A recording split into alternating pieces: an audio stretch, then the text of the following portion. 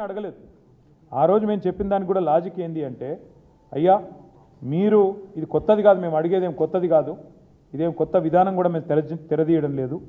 మీరు మీ ప్రభుత్వం వచ్చిన తర్వాతనే, మోడీ ప్రభుత్వం వచ్చిన తర్వాతనే ఒడిశా రాష్ట్రంలో కోల్ మినిస్ట్రీ ద్వారా నేరుగా 2 మైన్లను నైవేలి లిగ్నైట్ కార్పొరేషన్కు మీరే అలాట్ చేశారు.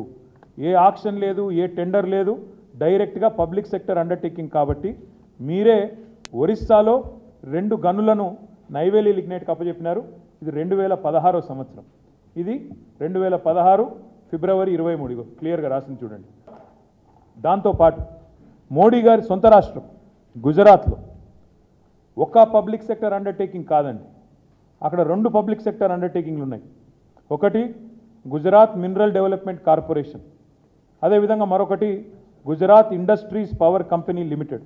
ఈ రెండిటికి కూడా ఆనాడు 2015వ సంవత్సరంలో మరి సెక్రటరీ కోల్ ఆధ్వర్యంలో జరిగిన మీటింగ్లో వారు నిర్ణయం తీసుకొని మొత్తం 4 కోల్ బ్లాక్స్, ఒకటి పనందో extension 14.5 million metric tons Gujarat, బార్ఖందం గుజరాత్ 7.2 మిలియన్ మెట్రిక్ టన్స్, ఘాలా 12.3 million metric tons Gujarat, Vastan 107 million metric టన్నుల ఈ 4 కోల్ బ్లాక్లను కూడా 2 పబ్లిక్ సెక్టర్ అండర్టేకింగ్స్కి మోడీ గారి ప్రభుత్వమే, కేంద్రంలో ఉన్న ఎన్డీఏ ప్రభుత్వమే గుజరాత్లో మినరల్ డెవలప్మెంట్ కార్పొరేషన్కి, గుజరాత్ ఇండస్ట్రీస్ పవర్ కంపెనీ లిమిటెడ్కు నేరుగా కేటాయించిన ఉదంతం కూడా ప్రెసిడెంట్ కూడా గతంలో ఉంది. ఒకవైపు ఒరిస్సాలో అక్కడ నైవేలి లిగ్నైట్ కార్పొరేషన్కు 2 కోల్ బ్లాక్లు, గుజరాత్లో 2 పబ్లిక్ సెక్టర్ అండర్టేకింగ్స్కు 5 కోల్ బ్లాక్లు కేటాయించినారు.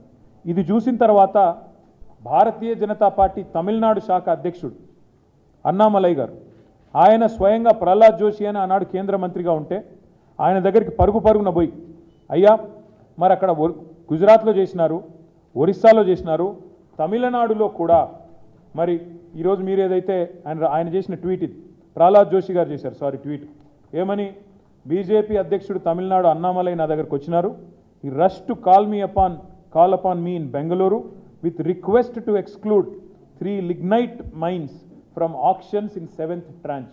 3 lignite గనులు తమిళనాడు రాష్ట్రంలోని వాటిని మినహాయించండి వేలంపాట నుంచి అని చెప్పి బీజేపీ రాష్ట్ర అధ్యక్షుడు వచ్చి నన్ను రిక్వెస్ట్ చేస్తే నేను ఆ పని చేసి పెట్టినా అని చెప్పి ఇది ప్రహ్లాద్ జోషి గారు స్వయంగా పెట్టిన ట్వీట్.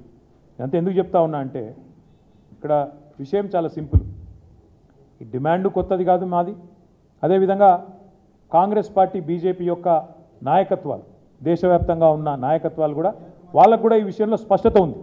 ఏమని, అవసరం ఉన్న కాడ, ఇబ్బంది ఉన్న కాడ గతంలో ఇచ్చిన ఉదంతాలు కూడా ఎన్నో ఉన్నాయి.